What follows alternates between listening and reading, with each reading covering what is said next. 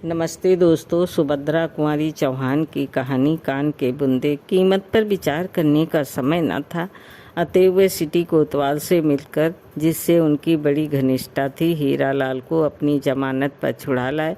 बुंदों के साथ ही 9 रुपये देकर वकील साहब ने हीरालाल को कचहरी भेजा और स्वयं भी कचहरी गए। किंतु दिन भर उनके मस्तिष्क में ये बात फिरती रही कि 2000 रुपये कीमत के बुंदे आखिर इसकी स्त्री के पास से कहाँ है। इन बुंदों के साथ कौन सा कैसा रहस्य छिपा है, वकील साहब एक बार जानने के लिए उत्कंठित से हो उठे। हिरासत से बाहर आते ही हीरालाल ने झुककर वकील साहब के पैर छू लिए। अभी तक वो वकील साहब को केवल अपनी नौकरी के ही कारण न छोड़ सकता था, किंतु आज से तो वो उनका भक्त भी हो गया और उनसे मन ही मन निश्चय किया, चाहे उनके साथ रहकर मुझे अनेक विपत्तियां ही क्यों न उठानी पड़े, परंतु अब इस देवता आदमी का साथ अजन्म न छोड़ूंगा। शाम को बुंदों को लिए हुए वो वकील साहब के एहसान के भार से दबा हुआ घर लौटा। जेब से बुंदे निकालकर पत्नी के सामने रख दिए। कमला ने उत्सुकता पूर्वक पूछा, क्यों पसंद नहीं आए? हीरालाल बोला, वह पसंद क्यों नहीं आए? इतने अच्छे बुंदे और पसंद नहीं आते? बनने को भी दे दिए गए। कमला बोली, बुंदे बनने को दिए, पर मैं तो ये कहना भूल ही गई थी, ये यहाँ के नहीं मद्रास के बने हैं।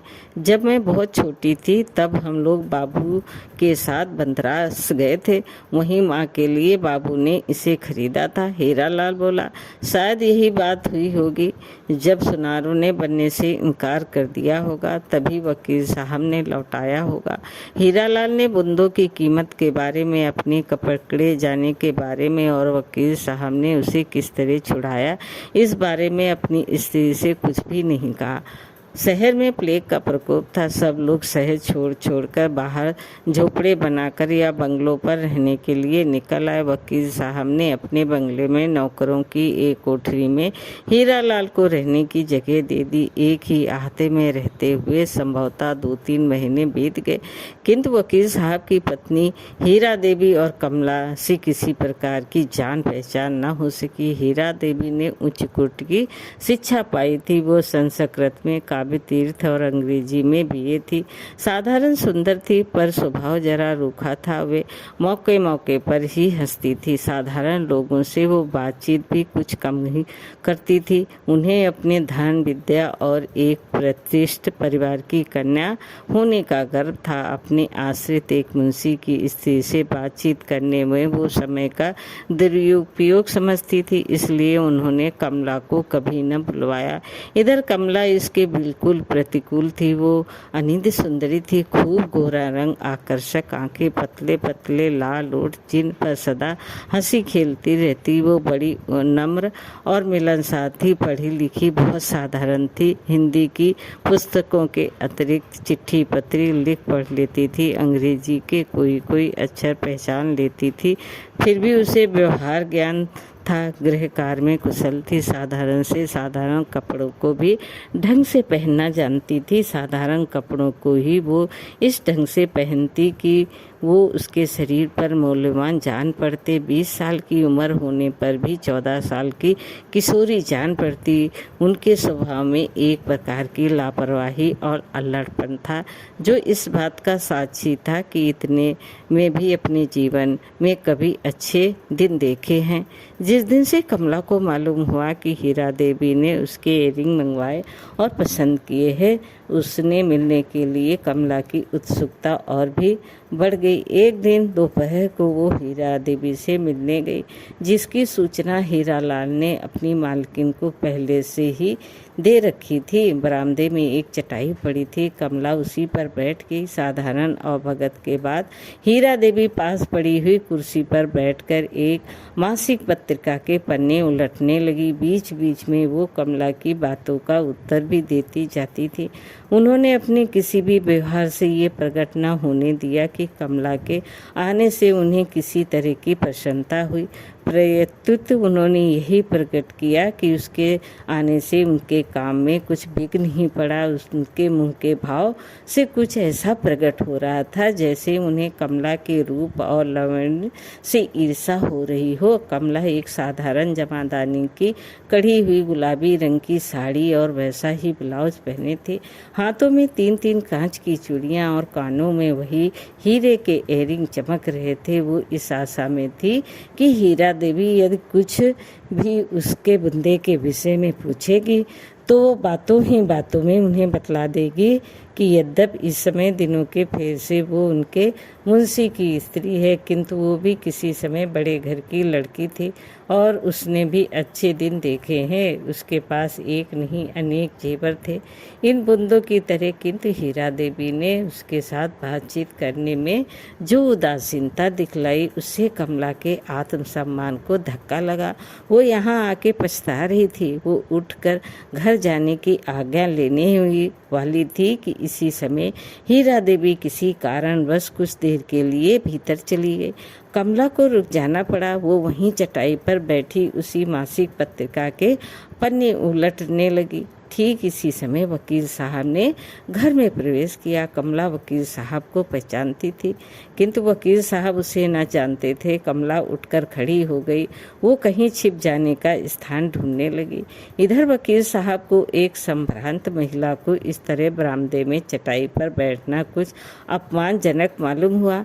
पहले तो वो उल्टे पांव बाहर लौट जाने वाले थे, परंतु ना जाने क्या सोचकर उन्होंने कमला को संबोधन करके कहा, आप यहाँ बाहर क्यों बैठी हैं? आइए ड्राइंग रूम में बैठिए, मैं उन्हें बुला लेता हूँ। कमला कुछ न बोली। चित्र छाया की तरह वकील साहब के पीछे पीछे जाकर ड्राइंग रूम में बैठ गई। सच बात तो ये थी कि हीरा देवी की तरफ से इतना निरादर और वकील साहब के द्वारा इतना आदर, दोनों के व्यवहार में इतना अंतर देखकर कमला कुछ विस्मित सी हो गई। वकील साहब ने अंदर जाकर पत्नी से कहा और फिर बाहर आकर बैठ गए। हीरा देवी ने समझा कि कोई और मिलने आया है, इसलिए वो अपने कपड़े बदलने लगी। कपड़े बदलकर रसोइयों को चाय तैयार करने के लिए कहकर वो ड्राइंग रूम में आई, किंतु वहाँ किसी और को नहीं, कमला को ही पति के साथ खुले मुंह मख मचा कोच पर बैठे देखकर हीरा देवी के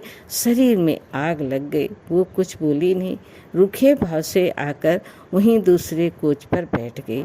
उनके आते ही कमला उठकर खड़ी हो गई और उनकी ओर लक्ष्य करके कहा, अब आज्ञा दीजिए मैं घर जाऊं। हीरा देवी के कुछ बोलने के पहले ही वकील साहब बोल उठे, बैठिए, चाय तैयार हो गई है, चाय लेकर जाइए। एक तीव्र दृष्टि पति की ओर देखकर हीरा देवी ने कमला से कहा, हाँ चाय पी के ही जाना, तैयार तो हो गई है। पर कमला रुकी नहीं। कमला की सुंदरता की छाप वकील साहब के हृदय पर प्रथम दृष्टि में ही पड़ गई, इसलिए वो सबकी नजर बचाकर कभी कभी कमला के मुंह की ओर देख लिया करते थे। किसी बुरे भाव से नहीं, वे सौंदर्य उपासक थे। प्रत्येक सुंदर वस्तु को देखना उनकी दृष्टि में आवश्यक था।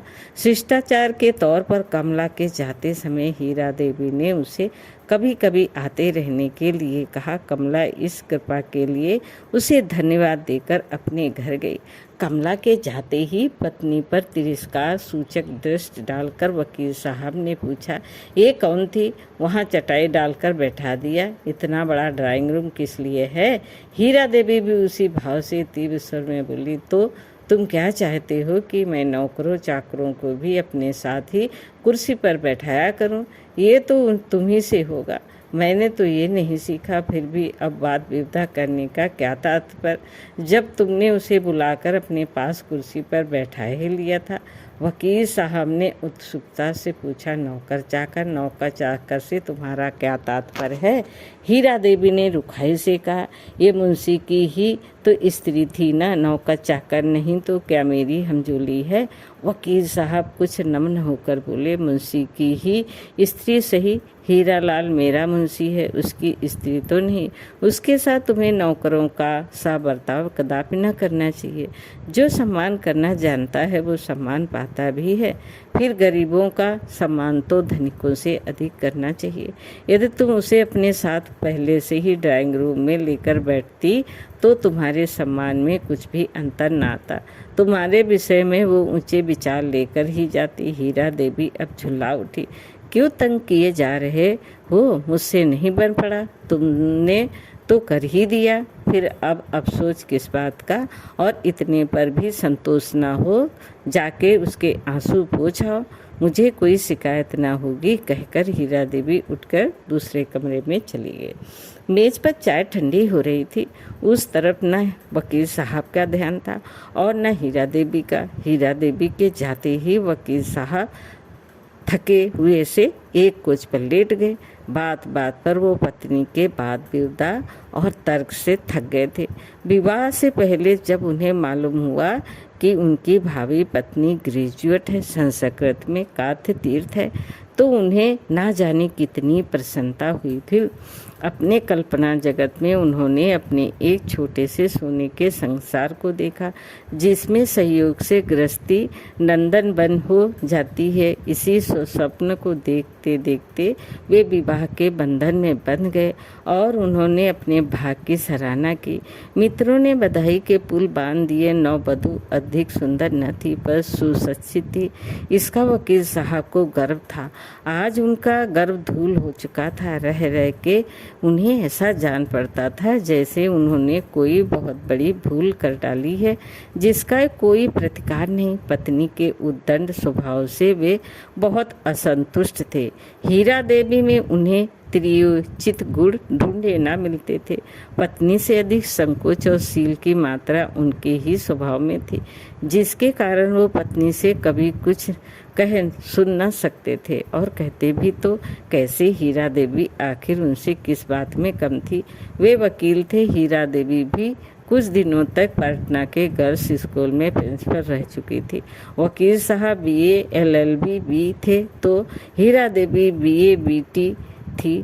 विद्या, डिग्री या रुपया कमाने की कला। वकील साहब से हीरा देवी किसी बात में तिल भर कम न थी, फिर उनसे वो किस बात में दबती, और दबती भी कैसे? उन्होंने स्त्रियों के समान अधिकार पर बड़े बड़े लेख लिखे थे और तर्क के द्वारा ये सिद्ध कर दिया कि स्त्री और पुरुष का प्रत्येक बात में समान अधिकार है। किंतु वकील साहब से कोई पूछता, इस समान अधिकार का परिणाम उनके हक में कैसा सिद्ध हुआ? वे तो जानते ही न थे कि गृहस्थ सुख कैसा होता है। वे तरस रहे थे। हीरा देवी उनके लिए एक मित्र की तरह थी। बाकी घर का सारा काम तो नौकर करते थे। हीरा देवी भी ग्रेजुएट थी। वे इन छोटी छोटी बातों में अपने अमूल्य समय को नष्ट न कर सकती थी, और न कभी वकील साहब की ही हिम्मत पड़ती कि उनसे किसी काम के लिए कहते। 100 की जगह 200 खर्च होता, पर एक दिन भी उन्हें अच्छा भोजन न मिलता। वैसे तो सामने थाली में कई चीज़ें होती, पर सब बेस्वाद नीरस, जैसे तैसे पेट भरते थे। हीरा देवी पहले ही बार गर्भवती हुई। प्रसव के लिए उन्होंने अपनी माता के पास जाना उचित समझा। वकील साहब ने उसे ज़्यादा ठीक समझा, क्योंकि यहाँ इनके घर दूसरी कोई स्त्री थी ही नहीं। अतएव गर्भ के 6ठे माह में ही हीरा देवी अपनी माँ के घर चली गई। एक दिन कचहरी से लौटकर वकील साहब चाय के लिए बैठे ही थे कि हीरालाल एक थाली में कुछ मिठाइयाँ, जो एक सुंदर बेल बूटेदार रुमाल से ढकी थी, लेकर आया। बोला, घर में बनाया था। मैंने कहा, थोड़ा सा आपके लिए भी ले चलूं। बहू जी तो हुई नहीं, अब आपके लिए कौन बनाता होगा? वकील साहब ने मन ही मन सोचा, ये थी ही तो कब बना के खिला देती थी। प्रगट में बोले, क्यों तकलीफ की हीरालाल? महाराज तो बना ही दिया करता है जो कुछ मैं चाहता हूँ। हीरालाल ने धीरे से थाली को मेज पर रखकर कहा। रुमाल हटा लिया, फिर बोला, वकील साहब ये पकौड़ियाँ खाइए, अभी बन रही हैं, बिल्कुल गर्म हैं और चाय के साथ आपको अच्छी भी लगेंगी। वकील साहब पकौड़ियों के शौकीन थे। तस्तरी की सब पकौड़ी साफ करिए। हीरालाल शर्माया, शायद वो बहुत कम लाया था। खाने के बाद बोले, दरअसल हीरालाल बहुत अच्छी पकौड़ी बनी है, बाकी मिठाइयाँ भी बहुत अच्छी हैं, क्या तुम्हारे घर की बनी है? हीरालाल प्रसन्न होकर बोला, हाँ सरकार, हम लोग तो बाजार की मिठाई खाते ही नहीं, वो तो सब अपने हाथ से बना लेती है, सस्ती की सस्ती पड़ती है और बाजार से अच्छी भी रहती है। वकील साहब बोले, मालूम होता है कि भोजन बनाने में बड़ी चतुर है, पर वो तो मिर्ज़ापुर तरफ की है, देहात की लड़कियों को तो मैंने भोजन की कला में निपुण कहीं नहीं देखा। हीरालाल बोला, दिनों का ही फेर समझिए वकील साहब, ये मुंशी नवल किशोर राय की लड़की है। एक ही रात डाकुओं ने ऐसा जबरदस्त डाका डाला कि इनका सब कुछ लूट ले गए। इन्हें अपनी माँ के साथ जाफर मामा के घर मिर्ज़ापुर में रहना पड़ा। देहात में रही तो क्या हुआ, इनकी माँ बहुत चतुर थी, उन्होंने इन्हें सब कुछ सिखाया। उन कान के बूंदों के अतिरिक्त मोतियों का एक चंद्रहार भी उसके पास है। वकील साहब, मैं क्या बताऊं, उसके हाथ में जैसे जादू है। अमूली दाल भात बनाती है, पर इतना स्वादिष्ट कि क्या बताऊं। वकील साहब आश्चर्य से बोले, अच्छा, ये मुंशी नवल किशोर राय की कन्या है? वो तो इलाहाबाद के बड़े भारी वकीलों में से थे, तभी ये इतनी चतुर है। हीरालाल ने प्रसन्नता का भाव जाहिर करते हुए कहा। वकील साहब, गुस्ताखी माफ हो, एक अर्ज करता हूँ, आप कल सवेरे मेरे झोपड़े में ही भोजन कीजिए, हम गरीबों के भोजन का स्वाद भी लीजिए। वकील साहब को अपने मुंशी के यहाँ भोजन करना जरा उचित न मालूम हुआ। बोले, क्यों तकल्लुफ करते हो हीरालाल, ये जो इतनी चीज़ें लाए हो यही मेरे कल तक के लिए काफ़ी है, फिर क्यों तकलीफ करते हो? हीरालाल बोला, इसमें तकलीफ की क्या बात है वकील साहब, उसका स्वभाव तो ऐसा ही है कि अगर 10 खाने वाले आ जाएं तो उसे दूनी खुशी होती है। सुस्ती तो उसमें नाम की ही नहीं, और खाने वालों को खिला पिला के चाहे उसके खाने के लिए एक और भी न बचे, उसे बड़ा संतोष होता है। वकील साहब बोले, अच्छा, भोजन तो तुम्हारे घर का मैं स्वीकार कर लेता हूँ, पर मैं वहाँ खाने न जाऊँगा, तुम खाना यहीं ला देना। हीरालाल खुशी खुशी अपने घर गया। वकील साहब कपड़े पहन के क्लब गए। क्लब से उस दिन वकील साहब जल्दी ही लौट आए। उनका जी वहाँ भी न लगा। एक अजीब तरह की परेशानी उन्हें तंग किए डालती थी। भोजन के लिए महाराज पूछने आया। कई बार पूछने पर जैसे सोते सोते चौंक कर उन्होंने जवाब दिया, नहीं। महाराज इस नहीं का अर्थ कुछ भी न लगा सका। दोबारा फिर पूछा, साहब भोजन लाऊं क्या? वकील साहब झल्ला उठे, बोले, अभी कहा था ना मत लाओ, एक बार के कहने से नहीं समझ सकते। महाराज चुपचाप चला गया। उस दिन किसी की हिम्मत वकील साहब से बोलने की न हो सकी, किंतु 9 बजे रात को फिर हीरालाल दरवाज़ा खटखटाता हुआ पहुंचा। वकील साहब इतने रात को उसके आने का कारण समझ गए, फिर भी और दिनों की तरह वे उसे झिड़क न सके। बल्कि आदर के साथ बैठाया और प्रसन्नता से बोले, क्या है हीरालाल, मालूम होता है कि आज पीने के लिए नहीं है कुछ? हीरालाल हंस पड़ा और बोला, सरकार, जब तक आपके पास है मुझे क्या तकलीफ हो सकती है, जब मेरे पास न रहेगा आपके पास आऊँगा। अच्छा, ये बात है। कहते हुए वकील साहब ने 2 रुपये जेब से निकाल कर फेंक दिए। आज पहली बार हीरालाल को बिना किसी प्रकार की झिकझिक किए पीने के लिए इतनी आसानी से रुपया मिल गया। रुपया तो वो सदा ही ले लिया करता था, किंतु घंटों माथापच्ची के बाद वकील साहब के इतने शीघ्र रुपया निकाल कर देने का अर्थ उसने लगाया उस दिन की अत्यधिक आमदनी। रुपया उठाते उठाते बोला, मालूम होता है आज खूब आमदनी हुई है। वकील साहब, रुपया हो तो 2-3 और दे दो ना, घर में खर्च के लिए बिल्कुल नहीं है। वकील साहब बोले, अच्छा, तुम्हें 2 दे दिए तो तुम लालच में पड़ गए? हीरालाल नम्र से बोला, नहीं वकील साहब, घर में तंगी ना होती तो मैं कभी ना मांगता। आप तो मुझे जानते हैं, बस मुझे पीने भर को मिल जाए। फिर मुझे कुछ न चाहिए। आज तो उसने कहा कि रुपये चाहिए, इसलिए आपसे कहा, नहीं तो क्या भी कहता। आज की वकील साहब की आमदनी कुल 5 रुपये ही थी।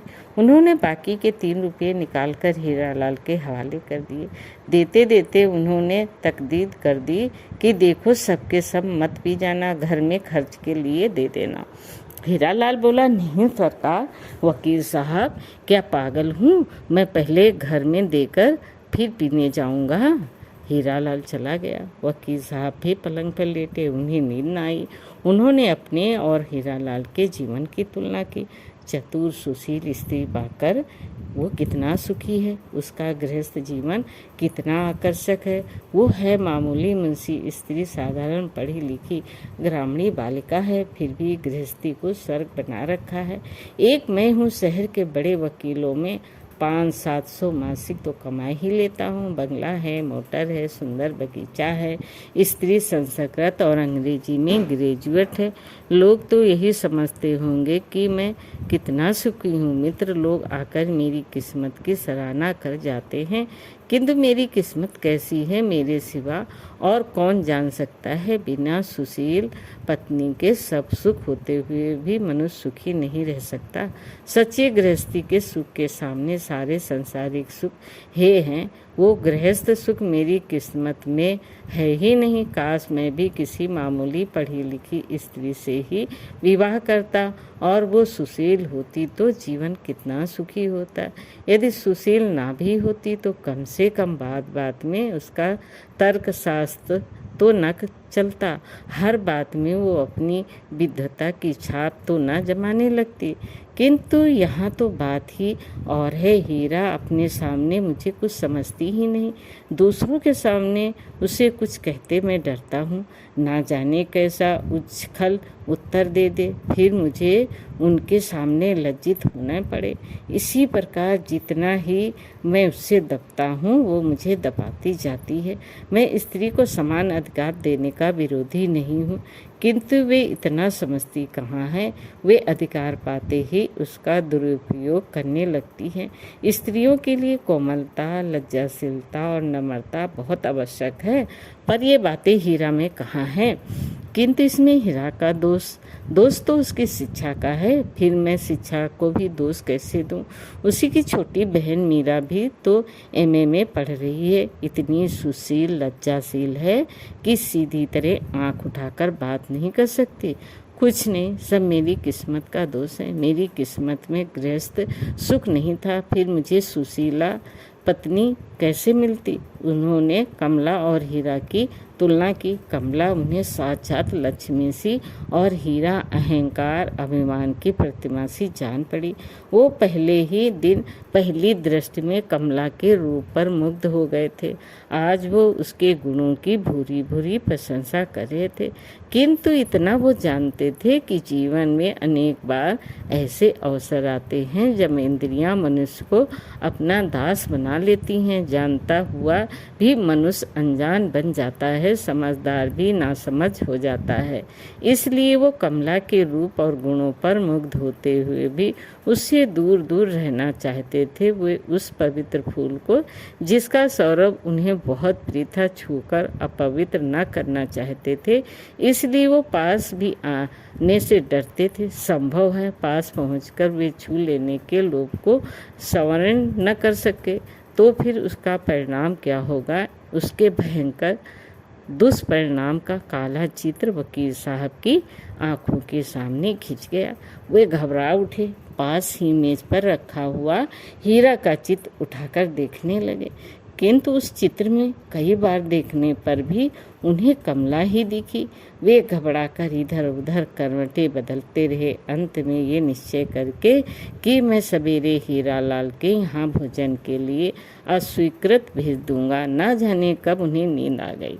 सवेरे जब वकील साहब सोकर उठे तो दिन चढ़ाया था। हीरालाल अपने कई मुवक्किलों के साथ वकील साहब की इंतजारी में बैठा था। वकील साहब उठे, कहाँ तो सोने से पहले उन्होंने ये निश्चय किया था कि हीरालाल के घर का भोजन अस्वीकार कर देंगे। चाय पीते पीते महाराज से बोले कि मैं आज यहाँ खाना न खाऊंगा, मेरे लिए न बनाना। और खाना बनाना ही किसके लिए था? महाराजा को बिन मांगे ही छुट्टी मिल गई।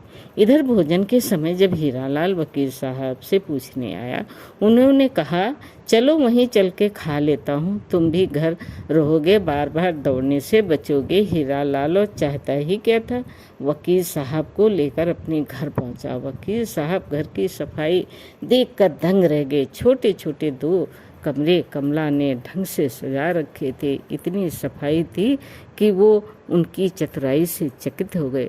उन्हें स्वप्न में भी ये आशा न थी कि उनके नौकर के रहने की कोठरी नंदन कानन बन रही है। जो घर कमला सी चतुर गृहिणी के आलोक से अवलोकित हो रहा हो, उसकी तुलना नंदन कानन भी काहे करेगा। वकील साहब दूसरी कोठरी में बैठे थे।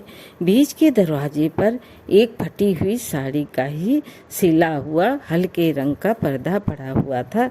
पर्दे के पीछे से वकील साहब को बार बार कमला के पैरों की पायजेब की मधुर ध्वनि सुनाई पड़ रही थी, जिससे रह रहकर उनका मन चंचल हो जाता था। जिन पैरों के पायजेब की मधुर ध्वनि वकील साहब के हृदय को डोलायमान किए डालती थी, उन पैरों को एक बार चूम लेने के लिए उनका मन आतुर हो उठा। हीरालाल ने आसन बिछा के पानी रखा। कमला थाली परोस के लाई। आज उसने बहुत मामूली हल्के रंग की साड़ी पहन रखी थी। नीले रंग में उसका रूप और भी निखर पड़ता था। खाना बहुत सादा था, दाल चावल रोटी और 2 तरह की मामूली तरकारी थी, किंतु सादा भोजन होने पर भी बहुत स्वादिष्ट और रुचिकर था। मिर्च मसाला बहुत कम था, फिर भी जाने क्या था कि वकील साहब रोज से कहीं ज़्यादा खा गए। खाते खाते बोले, हीरालाल, मुझे खाना इसी प्रकार का अच्छा लगता है, किंतु महाराज तो ज़रूरत से ज़्यादा मिर्च मसाला भर देता है। परिणाम ये होता है कि मैं कभी पेट भर भोजन नहीं कर पाता। तुम अपनी स्त्री से कहो कि वो महाराज को भी खाना बनाना सिखा दे। कमला ने धीरे से कुछ कहा। हीरालाल हंसता हुआ बोला, वकील साहब, वो कहती है कि आप यहीं क्यों न खा लिया करें। वकील साहब हंसकर बोला, सो यही किस्मत में नहीं है, सबको थोड़े से ही ऐसा खाना नसीब होता है। कहते कहते साहब चले गए। कचहरी के देरी हो रही थी। हीरालाल भी जल्दी जल्दी भोजन करके भागा। आज वो भी वकील साहब की कार में ही बैठकर कचहरी गया। प्रशंसा झूठी हो चाहे सच्ची, किंतु है ऐसी चीज जिसे सुनकर प्रसन्न हो जाना मनुष्य का स्वभाव है। अपनी प्रशंसा के इतने बनते पुल सुनकर कमला पुलकित ना हुई हो, ऐसी बात नहीं। अब वो चीजें तूने उत्साह के साथ बनाती और नित्य ही कोई ना कोई नई वस्तु बनाकर वकील साहब के लिए भेजती। उसके हृदय में और कोई भाव न थे, किंतु प्रशंसा पाने की लालसा जरूर थी। वकील साहब इसका दूसरा ही अर्थ लगाते। वे बार बार सोचते कि जिस प्रकार मेरे हृदय में उसके लिए प्रेम का सूत्रपात हुआ है, उसी प्रकार कमला के हृदय में भी तो नहीं है। वे सदा इसी चिंता में व्यस्त रहते, किंतु प्रेम प्रकट करने का उन्हें कभी साहस न होता।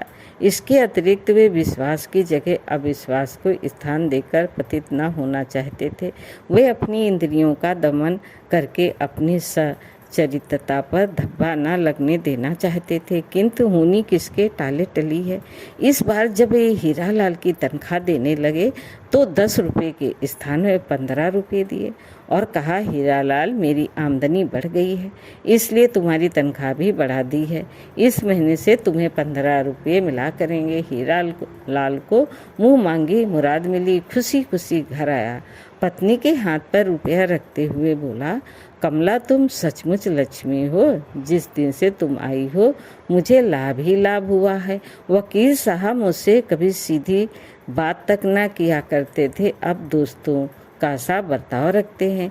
कहाँ तो सदा निकाल देने की धमकी दिया करते थे, कहाँ इस महीने से 15 रुपये तनख्वाह कर दी। अब तुम लक्ष्मी हो या नहीं। तनख्वाह बढ़ने की खुशी में मैं उन्हें कल की दावत दे आता हूँ। जरा इस बार गहरा माल बने 5 रुपये ऊपर वाले खर्च कर दो, परमात्मा बहुत देगा। वकील साहब दूसरे दिन हीरा लाल के साथ खाने के लिए आए। आज कमला ने कई तरह के भोजन सामग्री तैयार की थी। हीरा लाल थाली परोसवा के वकील साहब के सामने रख ही रहा था कि बाहर से कुछ मुवक्किलों ने आवाज़ दी, हीरा लाल कमला से कहकर कि तुम वकील साहब को खाना खिला दो, मैं ज़रा मुवक्किलों को संभाल लूँ वरना बहक जाएंगे। बाहर चला गया। सामने ही दूसरे वकील का घर था। उसे डर था कि कहीं मुवक्किल दूसरे वकील के घर न चले जाएं। हीरा लाल मुवक्किलों से बातचीत कर रहा था। कमला वकील साहब को खाना खिला रही थी, बिल्कुल एकांत, और सामने वही वस्तु जिसके वे भक्त थे। वकील साहब कुछ हतप्रभ और चंचल से हो गए। वे बोले, खाना इतना अच्छा बना है कि जी चाहता है कि बनाने वाले का हाथ चूम लो। कमला कुछ न बोली। उसे ये एकांत अच्छा न लग रहा था। उसे वकील साहब के चेहरे की लाली और आंखों की उन्मत्तता साफ दिख रही थी। हाथ धुलवाने के बाद कमला टॉवेल देने लगी। वकील साहब टॉवेल लेकर कमला की ओर झुका। कमला हाँ हाँ क्या करते हैं आप कहकर पीछे सरकी। पीछे दीवार होने के कारण ज़्यादा न हट सकी। वकील साहब ने जरा ज़्यादा झुककर कमला के ऊँटों पर अपने ऊँट जड़ दिए। न चाहती हुई भी कमला इसका विरोध न कर सकी। कुछ क्षण कमला के अधर अमृत का पान कर बिना कुछ कहे ही वकील साहब बाहर चले गए। वकील साहब के बाहर आने के बाद हीरालाल भी खाना खाने गया। आज फिर वकील साहब के साथ हीरालाल को कचहरी जाना पड़ा। हीरालाल के कचहरी जाने पर कमला वकील साहब के कर्तव्य पर बार बार विचार करती रही। उसे रह रहकर उनके साथ साथ अपने पतन का दुख हो रहा था, किंतु उसने जो कभी सोचा भी न था कि वो मामला इस हद तक पहुंच सकता है। शाम हुई। आज वकील साहब क्लब न जा सके। उनका चित्त उदास था। आज हीरालाल को कोई आमदनी भी न हुई थी। वो भी पीने के लिए व्याकुल सा था। वो फिर वकील साहब के पास आया। वकील साहब को समझने में देर न लगी। 1 रुपया निकाल कर उसके हाथ में रख दिया। हीरालाल कलारी की तरफ भागा। वकील साहब धीरे धीरे हीरालाल के घर की ओर गए। जूतों की आवाज़ सुनकर हीरालाल के धोखे में कमला ने उठकर दरवाज़ा खोल दिया। सामने वकील साहब को खड़ा देखकर वो बहुत घबराई। अब न दरवाज़ा बंद करते बनता था न खोलते। वो कुछ क्षण तक दरवाज़ा पकड़े खड़ी रही, फिर बोली, क्या चाहिए आपको? वकील साहब रुधे हुए कंठ से कंपित स्वर में बोले, तुमसे माफ़ी मांगने आया हूँ, कमला जरा भीतर बैठने दो। फिर कहता हुआ कमला दरवाजे से सरक गई। वकील साहब आकर भीतर कुर्सी पर बैठ गए। कहा, मुझसे अपने कर्तव्य पर बड़ा दुख है। कमला, तुम मुझसे नाराज़ तो नहीं हो? कमला कतार स्वर में बोली, मैं नाराज़ हूँ या खुश? अब पूछकर क्या होगा? ये तो आपको पहले ही पूछना चाहिए था। फिर भी मैं आपसे पूछती हूँ, आखिर हट से क्या लाभ है? मेरी और आपकी दोनों की ज़िंदगी बर्बाद हो जाएगी। वैसे ही आपको तो विशेष क्षति न होगी, किंतु मैं कहीं की न रहूँगी। वकील साहब ने भर्राए स्वर में कहा, कमला, मैं तो पागल हो रहा हूँ। मेरी दवा तुम्हें छोड़कर कोई नहीं कर सकता। वैसे आज जो कुछ भूल हो गई उसे तुम क्षमा करो। तुम्हारी इच्छा के विरुद्ध मैं तुम्हें कभी हाथ ना लगाऊंगा। रही तुम्हारे जीवन बर्बाद होने की बात, सो मैं तुम्हें विश्वास दिलाता हूँ कि मैं हीरालाल को कभी किसी हालत में अलग न करूँगा और तुम्हारा जीवन मेरे जीते जी कभी बर्बाद नहीं हो सकता। कमला ने दीन भाव से पूछा, फिर भी ये कहाँ तक उचित है कि जो आदमी आपका विश्वास करे उसी के साथ अविश्वास करे? कभी इन्हें जरा भी शक हुआ तो मेरे और आपके विषय में क्या सोचेंगे? वकील साहब बोले, कमला शक होने की कैसे पाएगा? कहते ही उठकर पास खड़ी हुई कमला का उन्होंने गाढ़ा आलिंगन कर दिया और उसी शाम उनका पतन हो गया। इस बात से कमला को जो कुछ दुख था वो तो था ही, वकील साहब भी अपने कर्तव्य से संतुष्ट न थे। ना जाने कितने दिन और कितनी रातें उन्होंने बेचैनी से बिताई, किंतु कार्यक्रम उनका ज्यों का त्यों चलता रहा। रोज शाम को हीरालाल जब कलारी जाता, उसी समय वकील साहब अपनी मध्यशाला में पहुंचते। एक क्रम महीनों चलता रहा, किंतु हीरालाल को कुछ ना जान सका। धीरे धीरे कमला को गर्भ के लक्षण प्रकट हुए। विवाह को 9 साल हो चुके थे। इतने दिन बाद ही सही, हीरालाल ने उम्मीद तो छोड़ दी सी थी, किंतु जब उन्हें मालूम हुआ कि कमला गर्भवती है तो उसे बेहद खुशी हुई। उसने मन ही मन सोचा, वकील साहब के यहाँ लड़का हुआ तो इधर भी ईश्वर ने भेज दिया। इसमें क्या रहस्य बेचारा हीरालाल ना जानता था। एक दिन हीरालाल भोजन के बाद रुपया लेकर कलारी की तरफ चला। रास्ते में उसका एक लेनदार मिल गया।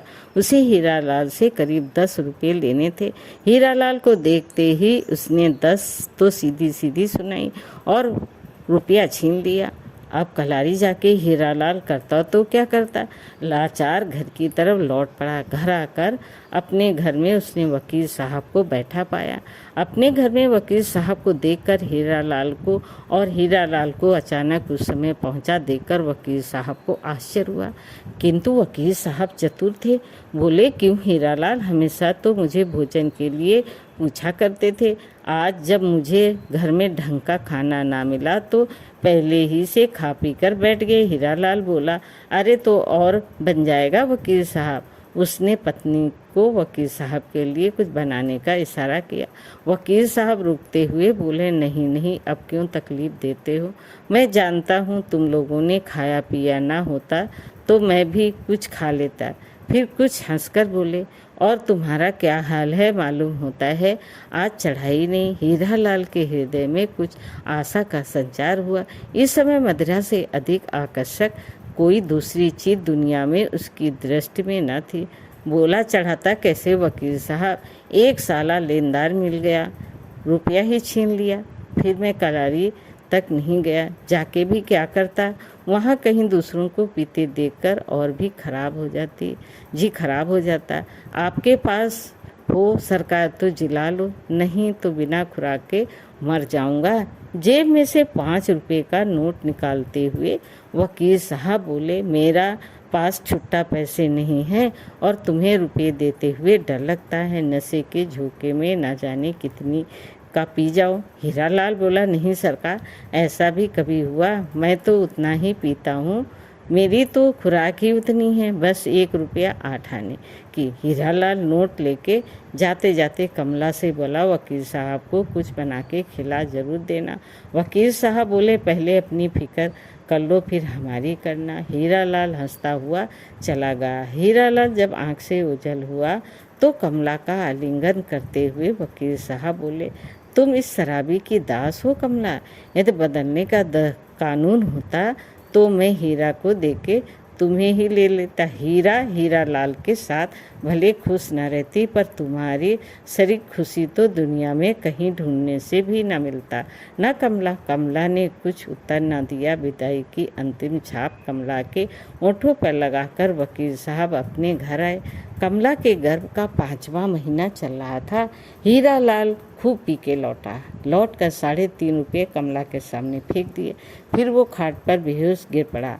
आज उसने दुनी चढ़ा ली थी। धीरे धीरे हीरालाल को अपनी स्त्री और वकील साहब के चरित्र के विषय में कुछ संदेह होने लगा, किंतु कुछ भी कहने की हिम्मत न पड़ती। जब तक वो अपनी आंख से कुछ न देख ले कैसे कहे। लेकिन इस विचार मात्र से ही उसका हृदय बड़ा विचलित हुआ। वो अब ज़्यादा पीने लगा, किंतु इस पर भी उसे शांति न मिलती। वो बड़ा व्यथित और घबराया सा रहता। एक दिन वो कमला से बोला, कमला, जाने क्यों मुझे तुम्हारा वकील साहब के साथ इतना मिलना जुलना पसंद नहीं। अतः कमला ने कहा, मैं तो उनके घर मिलने जाती नहीं, तुम उन्हें मना कर दो, मैं उनसे कभी न मिलूंगी। हीरालाल निरुत्तर हो गए। वकील साहब को रोकने का उसमें साहस न था। उसने सोचा मकान ही बदल लूँ तो अच्छा रहेगा।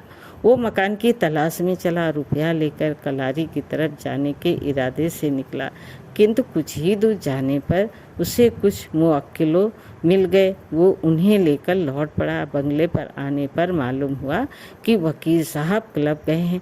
मुवक्किलों से बातचीत करके 5 रुपये फीस की पेशगी लेके हीरालाल उन्हें सवेरे आने की ताकीद कर अपने घर की तरफ चला। वो रबर सोल जूते पहनता था, इसलिए जूतों की आवाज़ न हुई। बाहर बरामदे में पहुंचकर उसने देखा कि सामने का दरवाज़ा बंद है। अंदर से वकील साहब और कमला के हंसने की आवाज़ आ रही थी। वो चुपचाप कुछ क्षण तक खड़ा रहा। उसने सुना कमला कह रही थी, लड़की हो या लड़का है तो तुम्हारा ही, उसकी पूरी जिम्मेदारी तुम्ही पर रहेगी। मैं ये ना देख सकूंगी कि तुम्हारा बच्चा मोटर पर बैठकर स्कूल जाए और दूसरा पैर घसीटता हुआ जाए। वकील साहब बोले, पगली हुई हो, तुम्हें भी मैं यहाँ न रहने दूंगा, मैं तुमको लेके भाग जाऊंगा।